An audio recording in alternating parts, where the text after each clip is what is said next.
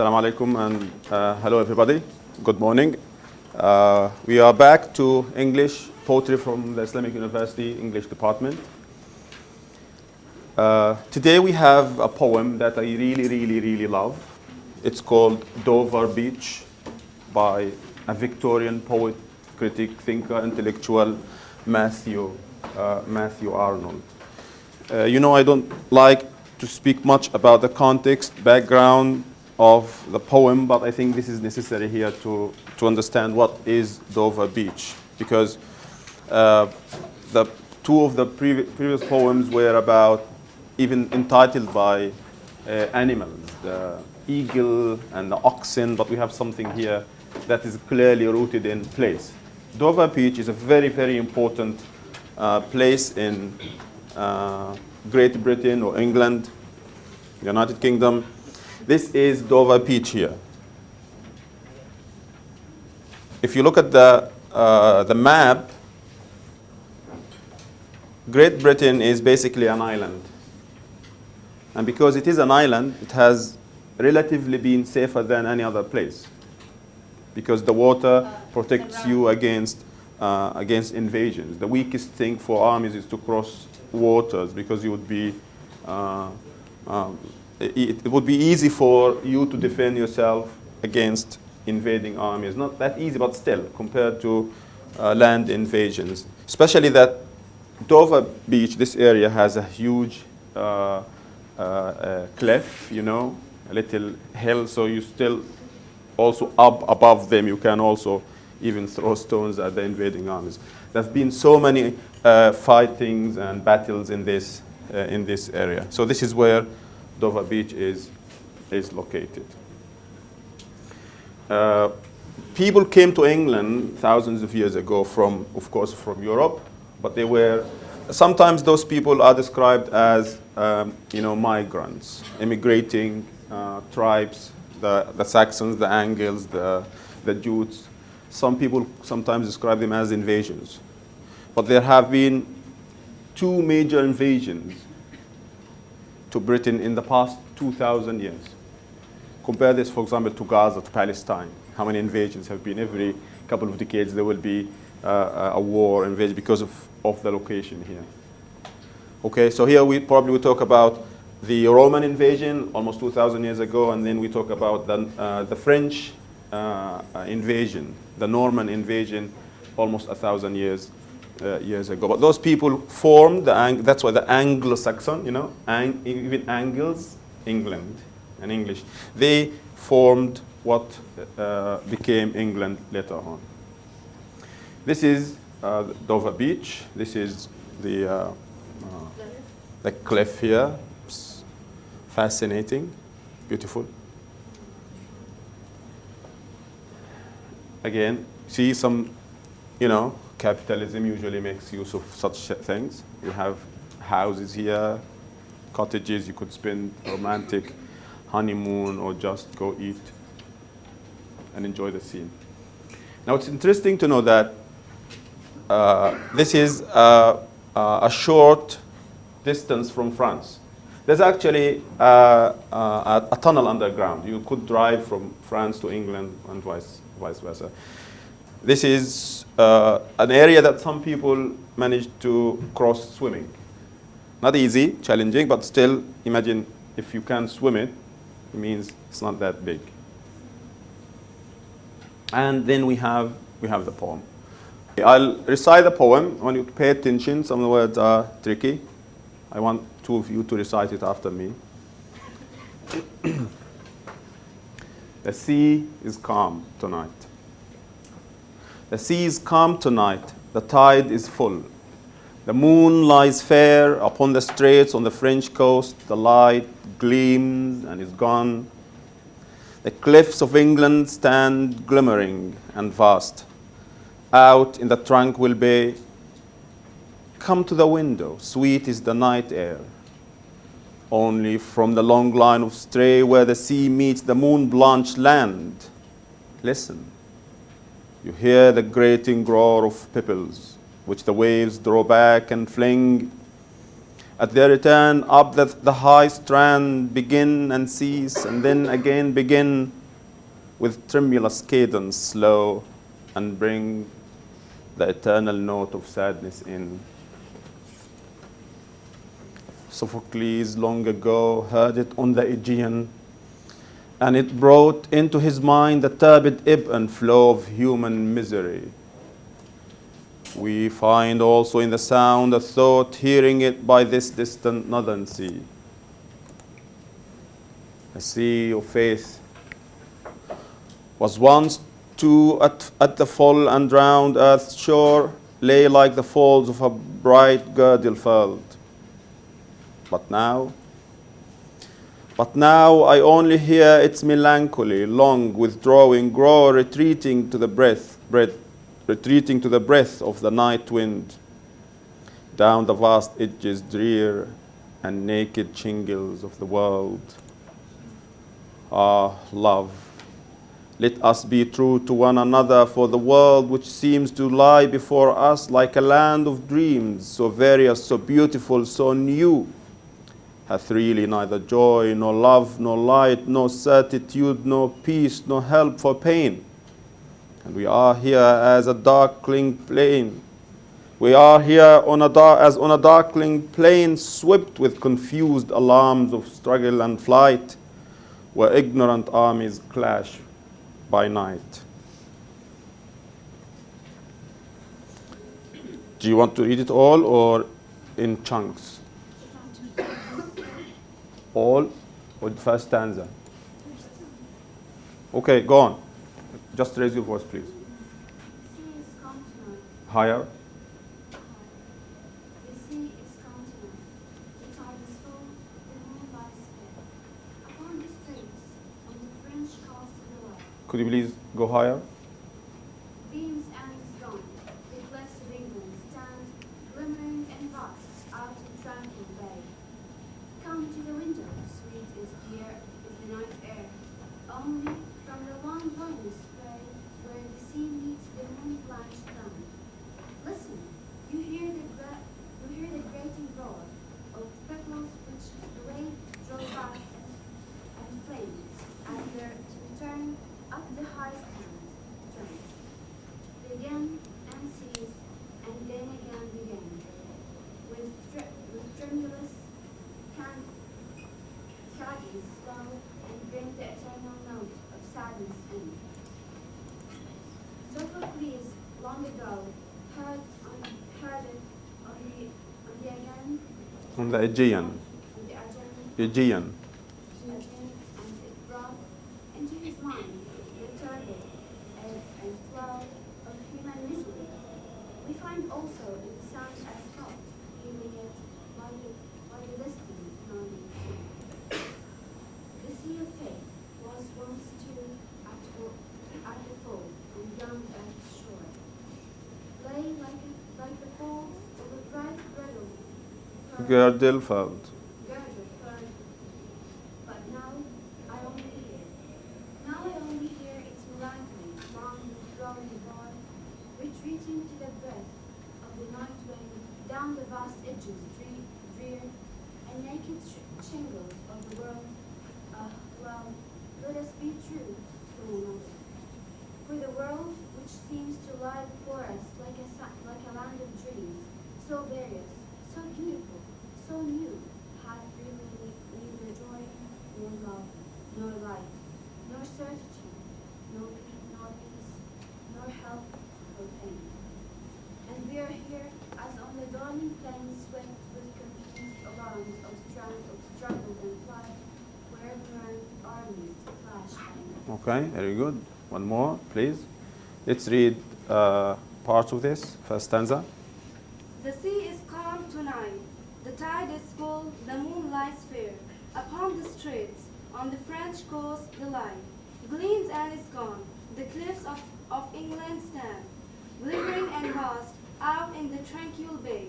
Come to the window, sweet is the night air, only from the long line of spray, where the sea meets the moon-blanched land. Listen, you hear the grating roar of pebbles which the waves draw back and fling, at their return, up the high strand, begin and cease, and then again begin, with tremulous cadence, cadence slow, and bring the eternal note of sadness in.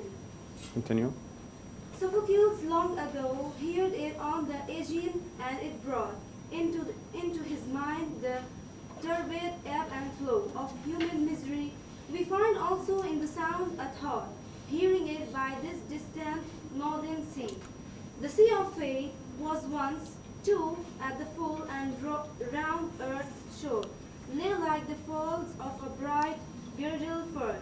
But now I only hear its melancholy, long withdrawing roar, retreating to the breath of the night wind down the vast ages drear, and naked shingles of the world. Ah, love, let us be true to one another, for the world which seems to lie before us like a land of dreams, so various, so beautiful, so new, have really neither joy, nor love, nor light, nor certitude, nor peace, nor help for pain.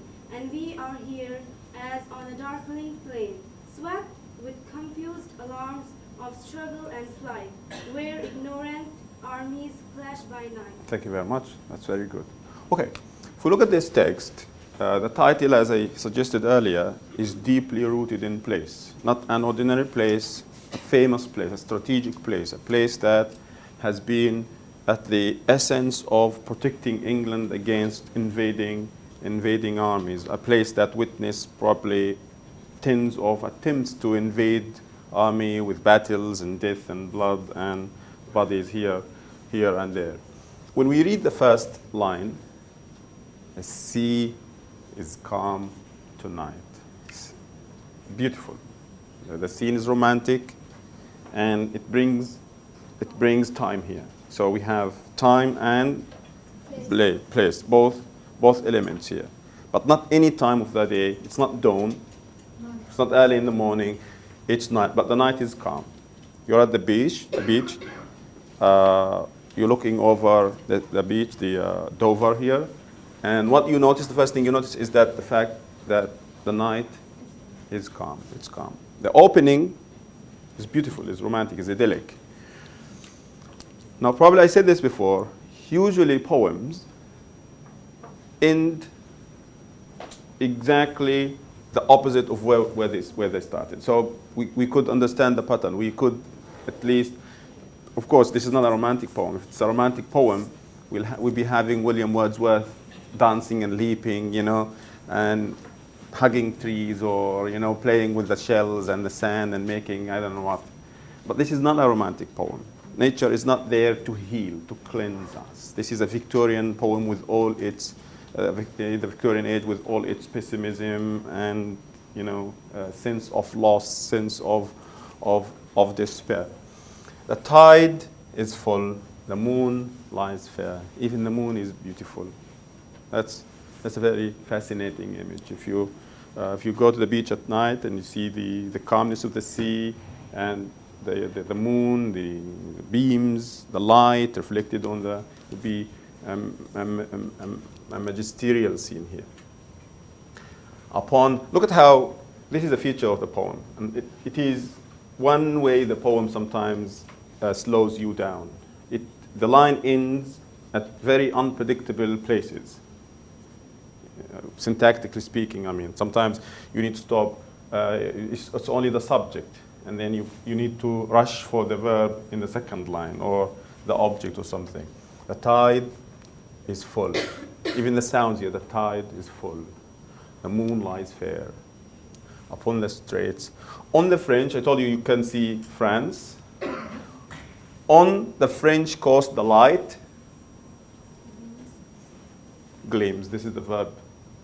The verb is in a different line here. On the French coast, the light gleams and is gone.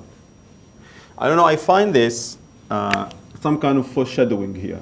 Is gone. But look at the difference when he compares the light of England and the light of France. Europe gleams. but then the light is gone. The area is famous for fog, you know, so probably it's physically he couldn't see the light, or this is, metaphorically speaking, symbolic. This is a light that doesn't last.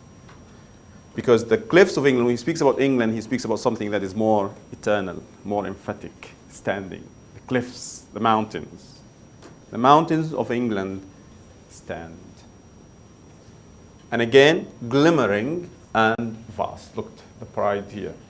I'm not sure if anybody, you know, Brexit, England, Britain wants to get out of European Union, Brexit. Yeah. I'm not sure if anybody, any politician or pro-Brexit people use this opening here to argue for Brexit, how the European light is soon gone.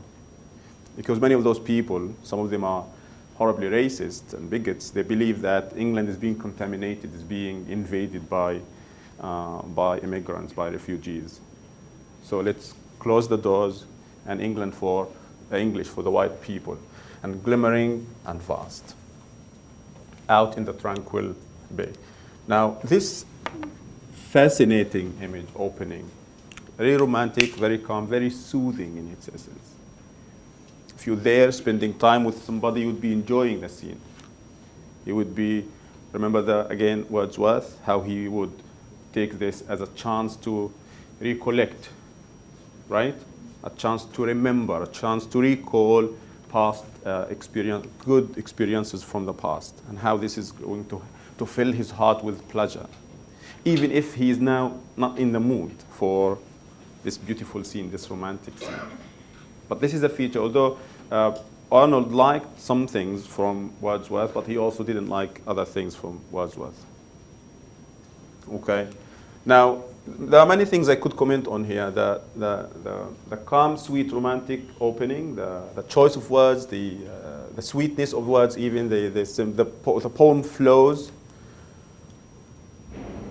But there could be here some kind of attention created in is gone, foreshadowing or predicting what's to come, that this light is not constant, it's not going to last forever. The cliffs of England stand glimmering and vast out in the tranquil bay. And then we have a kind of a shift here, come to the window.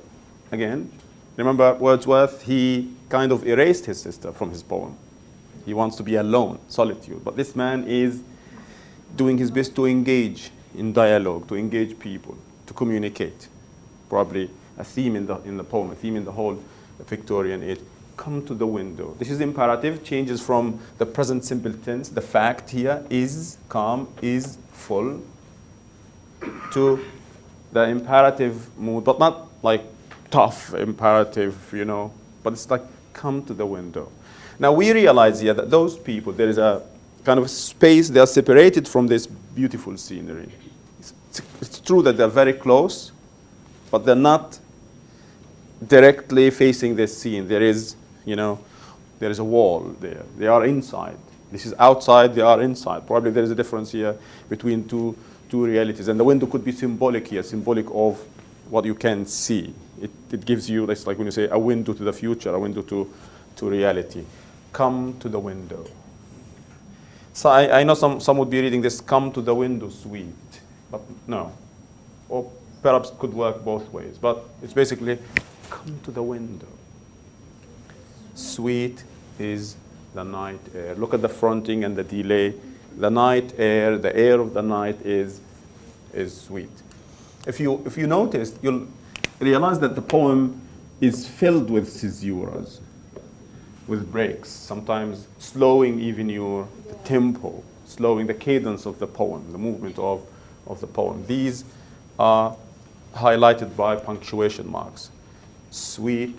Look at, again, the beautiful sounds here, the calming sound of sweet is the night air. And then soon we come to reality here. Only brings us back to reality. Okay, this is not, at least this is not lasting or enduring. Only from, there are three things here. There is the word only, like that could tell us, oh, wait a minute, this is not what it seems to be. There's an exception here. Only there's something wrong with this image. And then the comma here could also function as another caesura early in the line here. And also look at from the long line of spray, the delayed, like what's going on, you don't know what the subject and the verb here. From the long line of spray where the sea meets the moon-blanched land, listen. I'm not sure how it's going to be grammatically, is it? Listen, you hear the grating roar of pebbles, and then from the long line of spray where the sea meets the moon-blanched land. From the long line of spray where the sea meets the moon-blanched land. I like this image, you know. It's like something blanch, when the moon blanches something, it reflects its light on it. And again, bringing beautiful imagery here. The moon-blanched land, and again, another imperative, listen. You hear the grating roar. Look at how the sounds are going to change here. The g sound here and the r sound, the grating roar, as opposite to the sea's calm tonight, the moon lies fair. The change here in the sounds, the alliteration, the alliterative here, the r sound, the grating roar, again, highlights a change in a tone, probably in the direction of the poem that we could have guessed or imagined, especially with "is gone" being there for us. So what's roaring here? You know, a roar, who does the roaring usually? A lion. Lions roar. But there are no lions here, only the pebbles, the small stones at the beach. A beautiful personification here, beautiful metaphor of the pebbles which the waves draw back and fling. Here we have, in the opening, we have static verbs. Is calm, is full, even lies fair. And then we move to the grating, roar, something noisy, chaotic.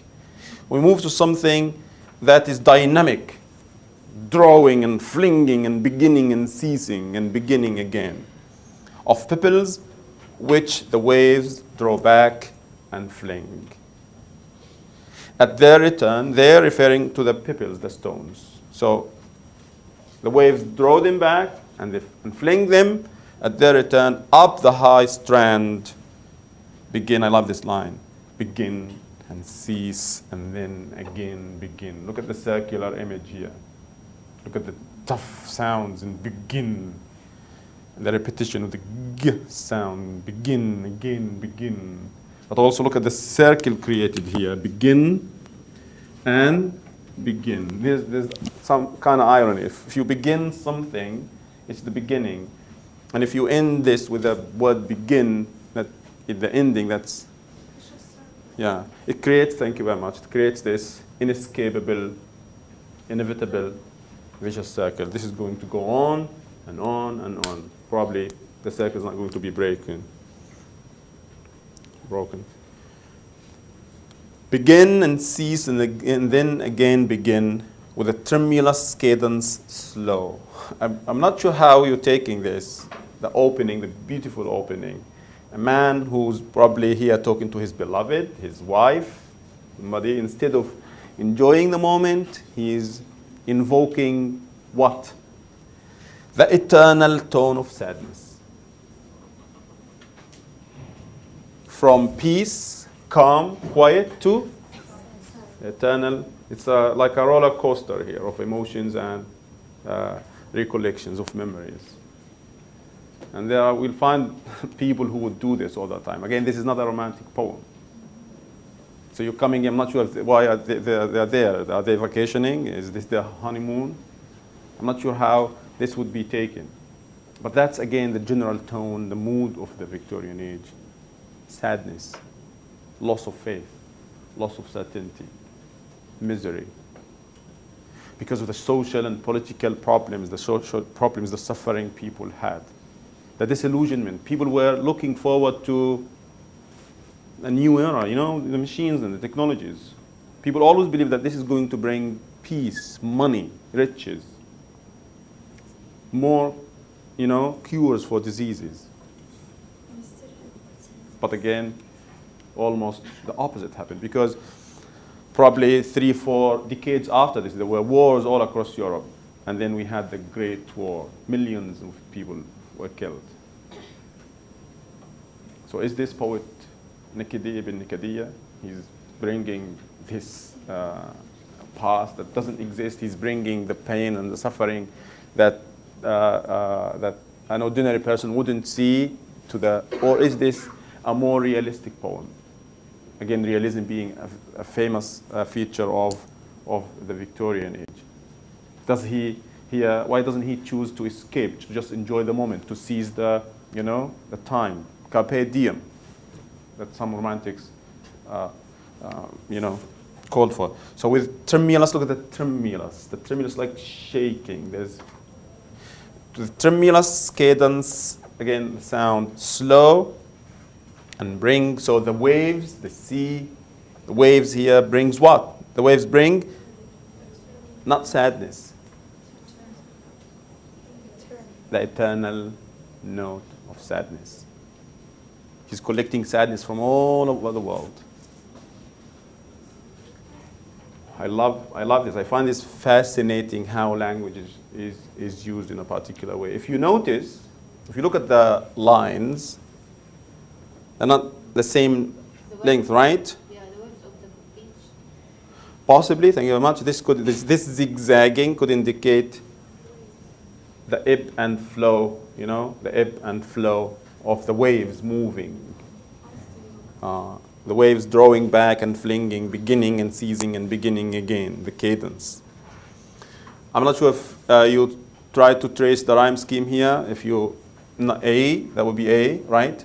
B, A, C, D, B, C, D. I'm not sure if this is regular even. A, B, A, C, D, B, spray D, land C, roar E, fling F, strand like land C, begin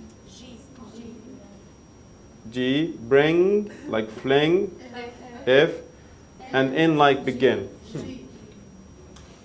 That's A, B, A, C, D, B, D, C, E, F, C, G, F, G.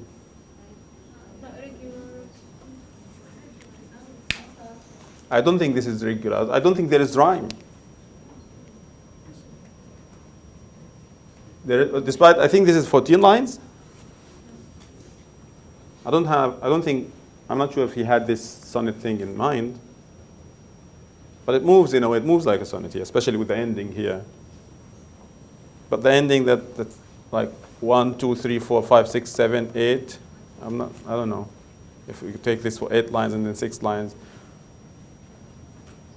But look at the lines, like we have a C here and then a C here and a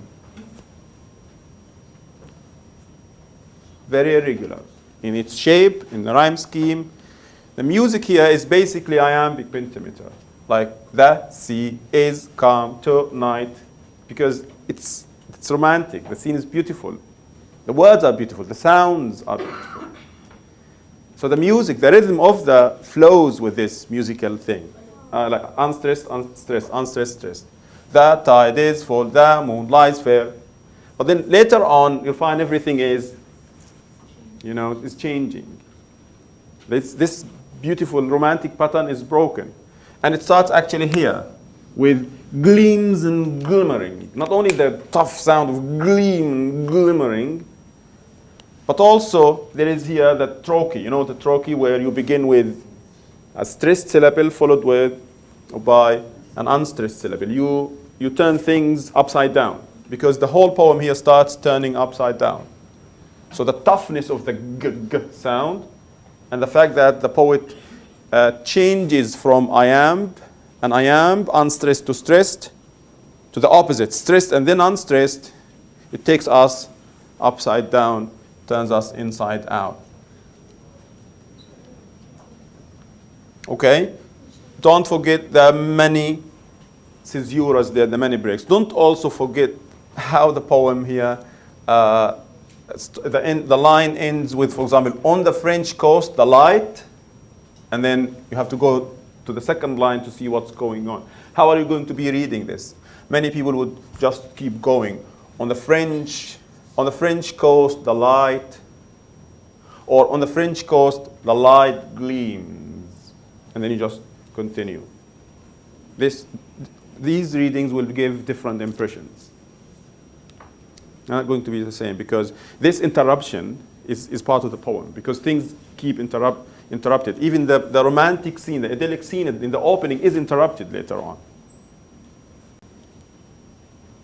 Whatever we have, whatever image we have of life, of reality, is going to be interrupted by the whatever we imagine in our minds, whatever we think we see is interrupted by the harsh reality. That these beautiful things don't exist anymore. Or if they do, they're just temporary. They don't last forever. So again, the poem consists of 4 stanzas. This is a short poem, by the way. Don't say this is a long poem. It doesn't have to be 3 lines to be short. And then he goes back to Sophocles. That's like 2,000 years ago. And Sophocles is probably the father of tragedy, of Greek tragedy. And this is called, invoking ancient mythology, using ancient mythology. And I found it very interesting. The whole poem could have worked without this stanza. But this is a man who insists that suffering is permanent, has always been there, it's eternal. Look back to Sophocles. This is like when you're now in your early 20s and somebody is mad at you because of something you did 20 years ago. I remember in the nursery when you took my sweets or something. It's like, what? So this man is going back in time, kind of trying to find a connection, a link between the present and the past in this negative, dark, bleak experience he's having. Or maybe he's trying to justify this. So if his wife, when he said, come to the window, listen, it's like, why don't we enjoy the moment, seize the time? Why don't we carpe diem like all people do? Why do you keep doing this to me? He says, listen, Sophocles 2,000 years ago. It's not me. It started long time ago. Sophocles, long ago, heard it on the Aegean. The Aegean is the sea between Greece and Turkey. It's actually some tribes, sailors, came from here to Palestine, to the beaches of Palestine, and they were called the Pelista. I don't know how to pronounce it in English. And from this, Palestine took its name, or her name, Palestine. So the name came from this, the Aegean Sea, Bahar Aegean, we call it. So the Aegean or the Aegean Sea. It brought into his mind, the mind of Sophocles is the father of tragedy. He is a great tragedian. You know him already. Into his mind, the turbid ebb, and look at the change of words here, the turbid ebb and flow of human misery. Eternal tone of sadness and human misery. So the waves bring human misery. I find this very interesting also. Look at the break. This is Yura here again. And then we. Couldn't he simply just went with, like, I don't know, like stopping here of human misery, and then we find? So the we is dangling here. We record between two worlds. We're torn apart. And again, how you read it could make a difference. Go to YouTube and see how many people recite this poem. It's very beautiful to listen to professional readers. They give a different taste to the poem of human. But I like that he's building some kind of a wall with a semicolon. But it's not a wall, a hole, like a full stop. It's a semicolon. We're far away. Here, this is the far distant past, and this is the present, the real present here.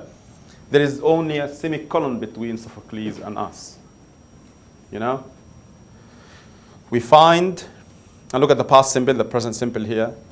We find also in the sound a thought, hearing it by the distant northern sea. The northern sea is the sea between France, Belgium, and Netherlands and the UK. That's the northern sea. So we have the Aegean Sea.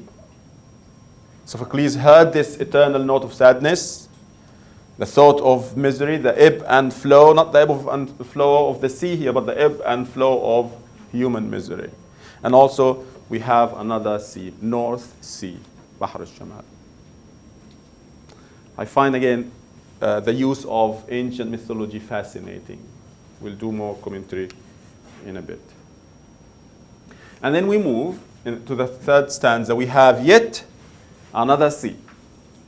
But this time, this is not a real sea from geography. This is an imaginary, metaphorical sea, the sea of faith. And he's capitalizing this. I don't know why he's not capitalizing Northern Sea, North Sea, and he's capitalizing. Here, the capitalizing is for emphasis here. The sea of faith was once. It's good to know that, this is a metaphor because you don't just go take a dip in a sea of faith and then you're all right. This is imaginary. But look at the past simple. Look at once was. So don't cheer. It's not something that exists. Something that existed in the past, no longer here. Was once, two, at the full round the earth shore. Was surroundings, was overwhelming the whole world. People lived in peace, in tranquility. There was faith in the past. So when I find this striking, probably relatively speaking, you could compare today or 150 years ago to the past. But the thing is that there has never been peace, like eternal peace, for a long time. Remember when there were only 6 people on earth? Somebody killed somebody. There was no utopia. But does he talk about the simplicity of the past, belief, faith, like at least having something to believe in, having, is this religious? Is he talking about religion? And the round earth shore lay like the folds of a bright girdle thread. I love this image. This also, it's not only the metaphorical sea that surrounds and overwhelms the whole globe, it's also like a cover. The girdle is like a gown somebody wears and covers their body. And I get a beautiful metaphor here. Faith is likened to this piece of cloth that covers the whole earth. And again, we brought again to reality here. But now, look at but here, the contrastive connector conjunction here. But now, I only hear its melancholy. So, is there faith any longer? There's no faith. The sea of faith itself, it's not only just a jar of faith or a bowl of faith or, I don't know, a bucket of faith. It's a sea of faith. It no longer exists. Only its melancholy. I only look at the personal I. I only hear its melancholy, long withdrawing roar. Another roar here. It's withdrawing and retreating. I love the participles here. Probably indicating that it's not totally gone, but it's in the process of running out. The gerund here. It's melancholy, long, withdrawing, and look at the g sounds also, adding to the toughness of the sea. And the roar.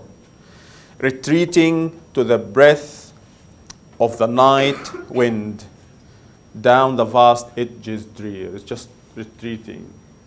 Yanhasir, ebbing. Down the vast edges drear and naked shingles of the world. Shingles are, things at the beach, but look at how the imagery of them being naked, cold, makes us shudder, makes us shake, because faith gives us warmth. We no longer have this. What happens to us? What happens to people? What happens to humanity? What happens to the earth? Just like naked shingles in the wind, in the sea, only having nothing. There's nothing to cover us. when naked like the shingles. But I think, again, like, remember when he said, is gone, indicated that the bad is yet to come? I think here the fact that he's saying withdrawing, not withdrawn, retreating rather than retreated or gone, indicate that there's something that we could do about this. The process is continuous. The sea of faith is not totally withdrawn, but it's in the process. But it could possibly indicate that there's something we can do. We can take some action. We can. And this is what he does in stanza number 4, the last stanza. I don't know how to get this. This sigh is heartbreaking. Invoking and evoking and provoking the listener. Love. Early in the poem, he didn't say, come to the window, sweet. Right? Or sweetie. Come to the window. Just come to the window. But here, we are in need of such warmth, such relationships, strength, love, to recreate, to bring back the faith, something to cling on to. But this is not an ordinary love, an ordinary relationship. It's a relationship built on love and truth and honesty. Love, let us be true to one another. And look at how the I is transferred into us, the plural, the first person plural pronoun here. To one another because the world which seems. The world is not. It seems, repeating the image from the ending lines of stanza number 1. The world seems to lie. I think he's punning on lie twice here. In line number 2, the moon lies fair. The moon lies. Pretends to be fair, seems to be fair. In reality, it's not. It's not fair. It brings misery and pain. And possibly there could be another pun here. I'm not certain, but look at it. To lie before us like a land of dreams. It sounded like a land of dreams in the opening lines, right? Yes. In reality, this is only something, at least the least to say is temporary. To lie before us. Look at how the tempo of the poem it gets faster and faster. Love, let us be true to one another, for the world which seems to lie before us like a land of dreams, so various, so beautiful, so new. Again, when he's talking about beautiful things, look at the beautiful sound, the repetition of the sound, creating this romantic image. And then all of a sudden, out of nowhere, he uses hath, not has. In the whole poem, he didn't use Old English or Middle English words, right? There's no thee, there's no thou, there's no thine, there's no comes, there's no nothing. And then all of a sudden he says here, hath. Why? Why is it? I think we have something like this in Wordsworth, similar to it in a way. Probably he's cheating from Wordsworth. So the world, the land of dreams, it sounds like a land of dreams. It sounds like it is so various, there's so many opportunities, so many chances, so beautiful, so new. Have really neither joy, nor love, nor light, nor certitude, nor peace, nor help for pain. Nothing. 6 times the negative word is repeated. Nothing. And again, I find it interesting how 3 so's, this modifier, the intensifier, so beautiful, so various, so beautiful. Against the 3 words here, we have 6 negatives. Neither, nor. You know, King Lear is like, no. Why should a dog, a horse, a rat have life? Hath, really, I think he's invoking again the past, going back, saying that this has been the case long time ago. It has always been like this. This is not something new, like he connected us with Sophocles. Neither joy, nor love, nor light, nor certitude.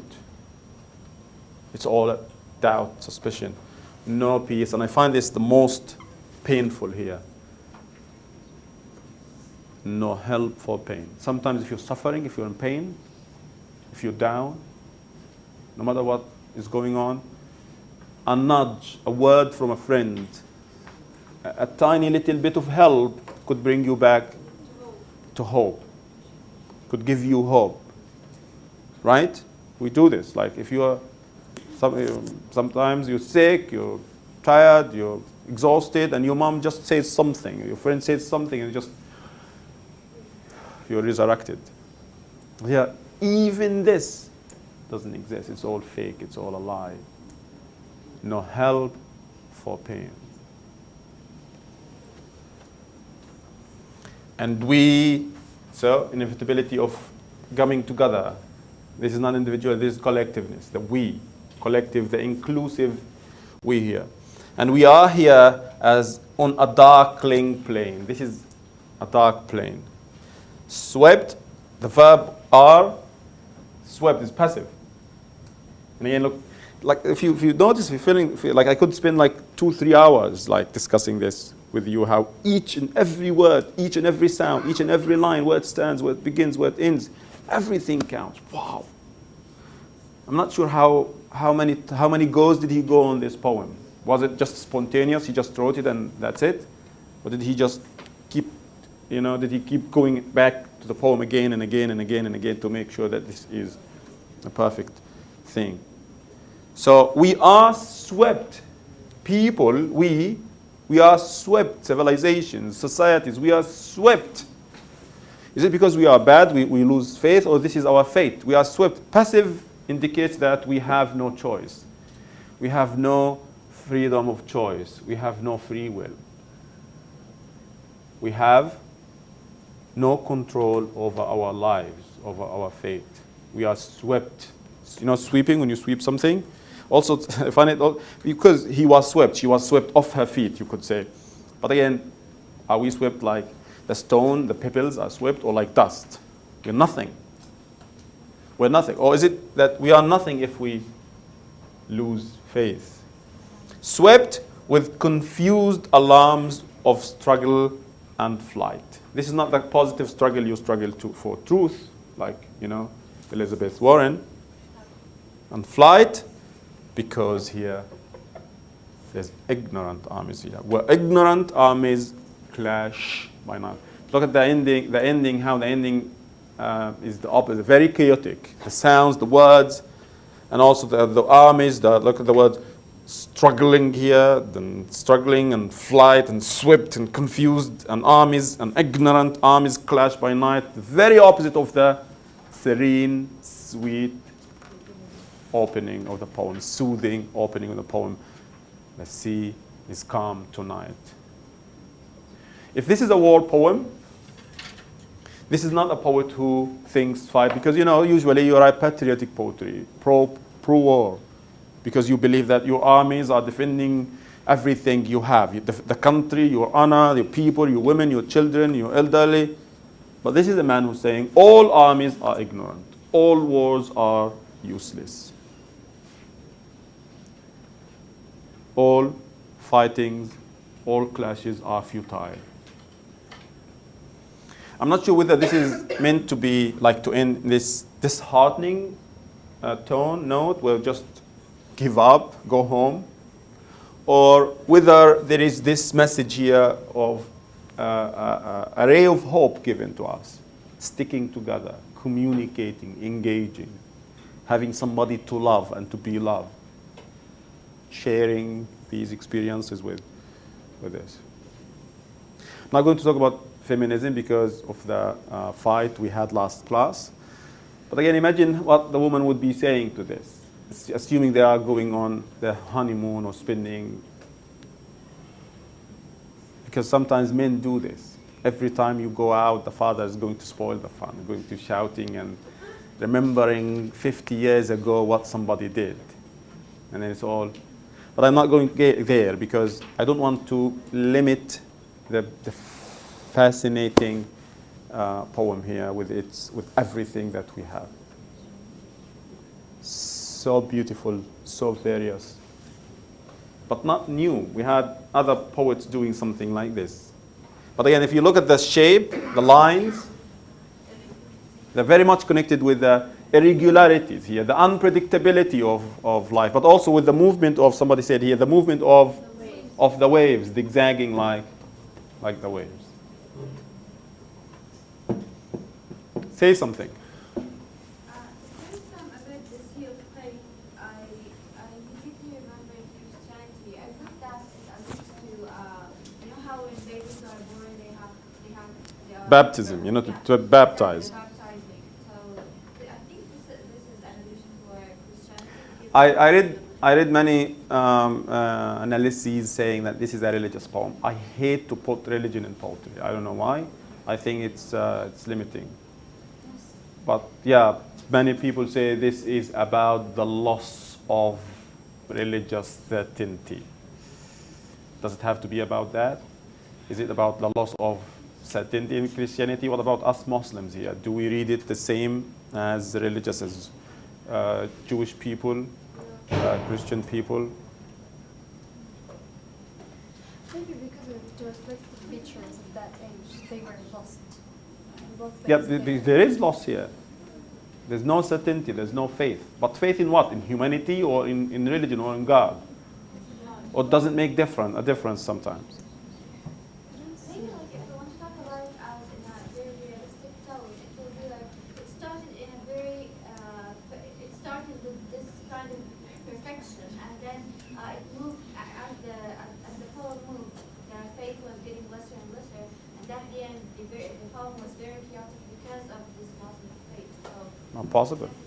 That's possible, yeah, but again, the first two lines were almost perfect, predominantly iambic. Right? The sea is calm tonight. That's perfect. I am.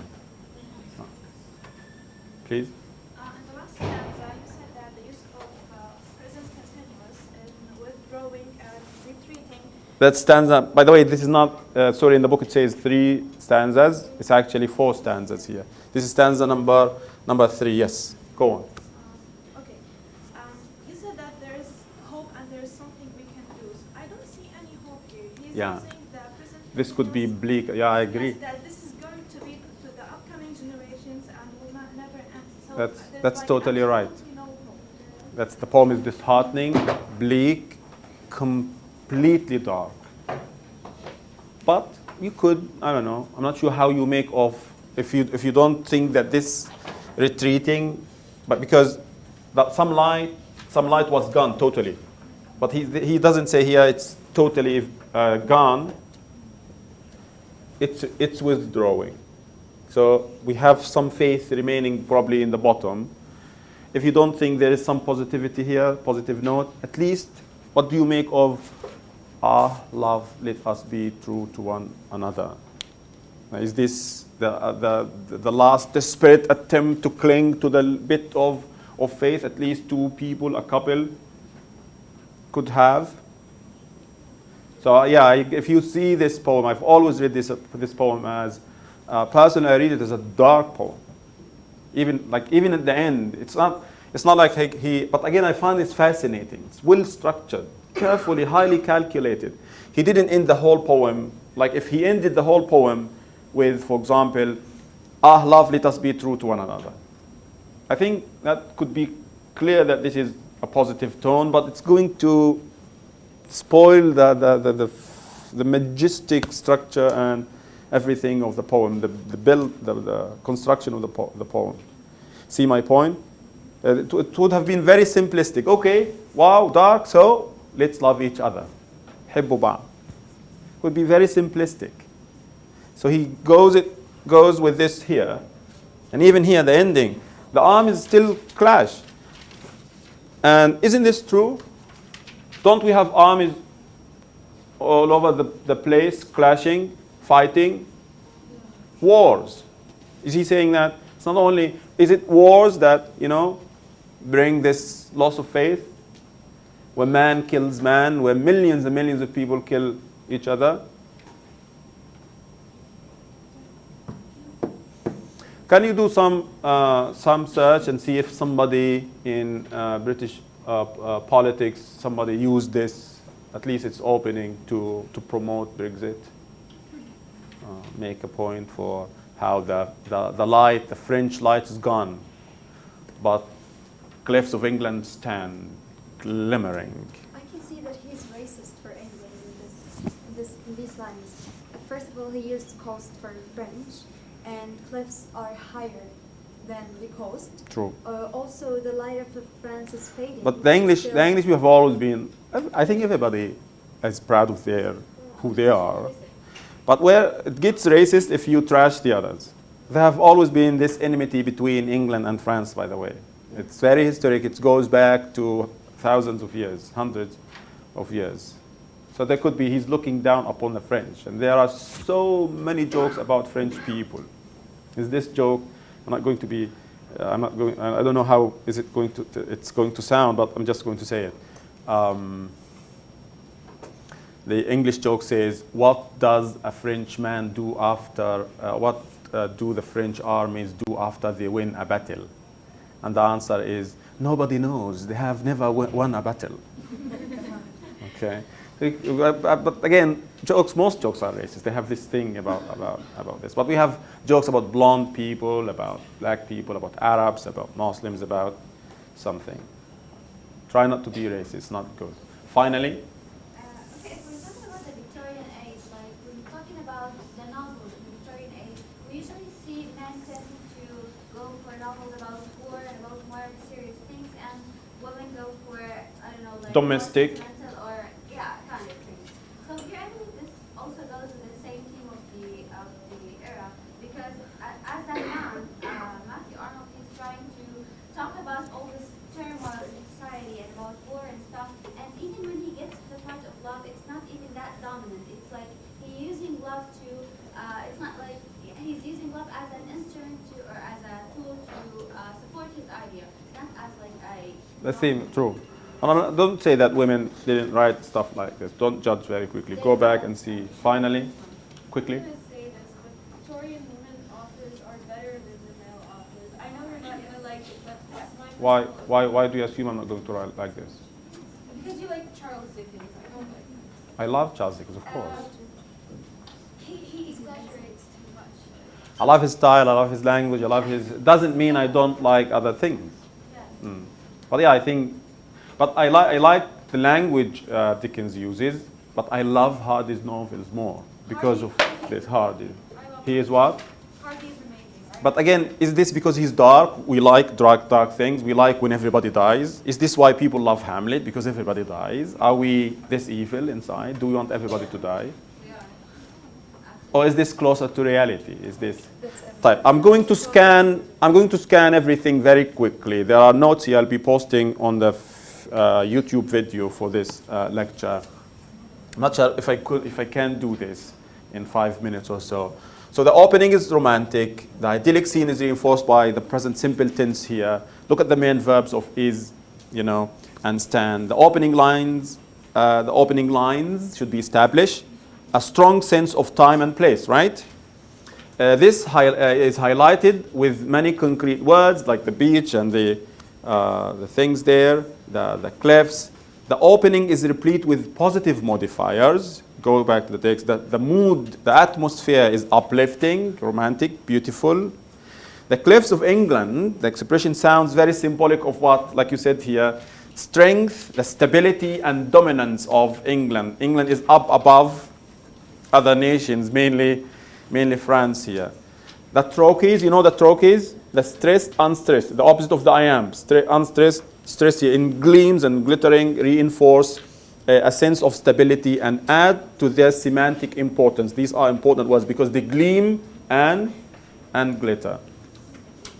However, here we have only where the shift happens in the text. The tone and the scene is in the opening, lines, there's personal and intimacy, because this seems to be like a couple here, a man and his wife. Now, the scene is intimate. He seems to calmly invite, rather than come to the window, like pulling her roughly. Come to the window, inviting a companion to look through the window. The invitation is significant because the poet seeks engagement and dialogue. Now, there is a sense of foreboding, foreboding, something, foreshadowing something negative to happen in Is Gone, which is also reinforced as we realize that the poet and his companion are inside rather than outside, face to face with this beautiful scene. This could indicate their detachment, the fact that they are inside, detachment from the scene itself, or could simply be cold. That's why they are inside. The fact that they are isolated indicates that things might not be what they seem. Only, the word only indicates that things might turn to be negative. Like he's good, he's nice, he's bad, and then everything is negated here. Only is also both trochaic, because only, stressed, unstressed, rather than iambic, which is dominant here. And it is followed with a caesura, not in the middle of the line, but only also introduces the first complex sentence. Probably I didn't say this. We have simple, compound, simple sentence, and then we have the complex sentence complicating the whole scene. Only also introduces the first complex sentence, ushering the complexity to come. The grating growl here, also the sounds, the sweetness of the sounds in the opening lines, turns into roughness in grating roar. The verbs become more dynamic rather than static, like draw and fling and begin and cease. The sea becomes a symbol of all that is gone with humanity, wrong with humanity. Beneath the calm surface, an endless movement is concealed. Calm is concealed. Actually, an endless movement is concealed under this. Recurring verbs such as of movement and the long vowels spray. And when I say long vowels, it doesn't have to be a long vowel. It could be a triphthong or, a diphthong. Spray, grating, wave, see, these long poems mirror the endless sound, the long note of eternal suffering and the movement of the sea. There are so many caesuras there. I could ask you a question about the caesuras. So the poems underlying uncertainty is mirrored by the many caesuras where you have to stop, to wait, to pause. The caesuras slow, look at this, they slow the movement of the poem by breaking the rhythm and bringing us back to reality. It's like a slap on the face. The broken rhythm, the antithesis between begin and cease, the binaries here, and the repetition of begin at the beginning and the close of the line, one, mark the movement of the ebb of the flow, simply speaking. That's the thing. Two, mark the end of the vision of perfection envisioned in the opening lines. And then create an inescapable vicious circle, especially highlighted by the begin and begin. The word tremulous and the eternal note of sadness mark the climax towards which the poem, perhaps predictably, has been heading. Stanza 2, the stanza moves from the present to the distant past of Sophocles, right? Matthew Arnold here invokes ancient mythology to help him understand the present. He wants to make sense of the present, but also I think he's trying to justify his pessimism by saying, it's not me. It started with Sophocles. He is indicating that this case of suspicion and doubt has been there ever since Sophocles. Matthew Arnold does not accept the given perfection and instead digs deeper and only finds sadness and misery, unlike most people who would be looking for happiness and stability. The language is negative, turbid, and misery. The caesura, again, marked by the semicolon, brings us back to reality, one that is still similar to that of Sophocles'. Stanza 3, the poem moves from the Aegean Sea, the northern sea, to the metaphorical sea of faith. The sea is a metaphor. And look at the beautiful image here and metaphor. That folds of a bright girdle suggests something omnipresent, something embracing, something protective, but it's no longer there, right? It's retreating. The use of the past participles sets this positive at a distance from, the use of the past simple, was, once, makes this not a reality, but in the past. This is reinforced by the use of once and now, and then the contrasting conjunction, but, that slaps us on the face and brings us to reality. Don't dream of the sea of faith of the past, come back to reality. But to functions as a slab that brings us to the harsh reality.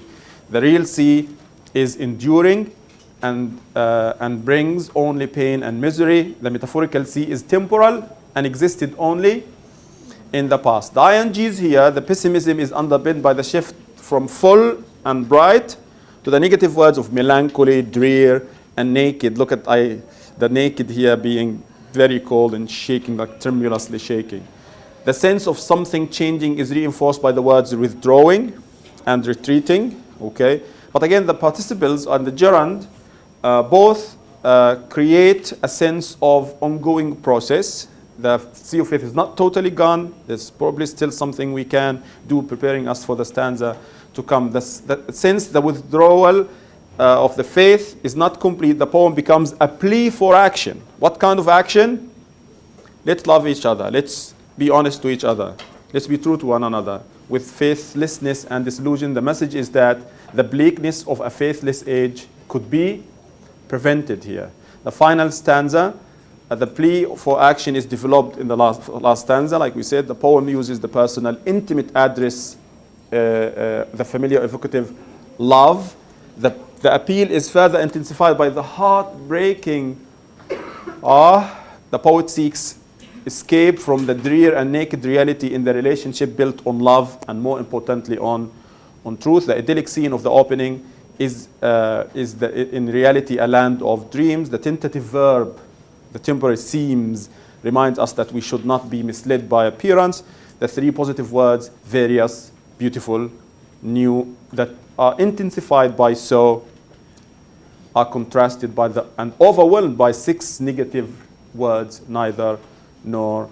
The lists, there are lists here, the so beautiful, so various, so beautiful, so new, and then neither, nor, again building the climax, the end of the poem. Yet the poet's disillusion is balanced by the commitment. So there is disillusionment, but there is commitment here to love and to be honest and true to each other. The use of coordinating conjunction and in the initial position in the ending lines slows the space in the final lines. Arnold here summarizes the condition of the society in a metaphor: darkling, plain, it's all dark. The language is explicitly negative. Humanity is confused and ignorant. Struggle, clash, swept are set against the tranquility of the opening stanza. The passive in swept indicates lack of free will and or inability to make sound judgment. The ray of hope here is togetherness, despite the final message, image of chaos and despair and disillusionment and loss of faith and everything. Togetherness represented here by the inclusive and collective we, first person we, and our sense that the lovers are separate from this chaos and confusion suggests their relationship can perhaps offer hope in a world of deception. Thus Arnold here seems to resist this feeling of futility, fear, doubt, and disillusionment, rather than just reporting it. Some people ask about the theme. This could be it, but again, are they the same? Are they different? I think if we start from the theme, we're going to limit this poem.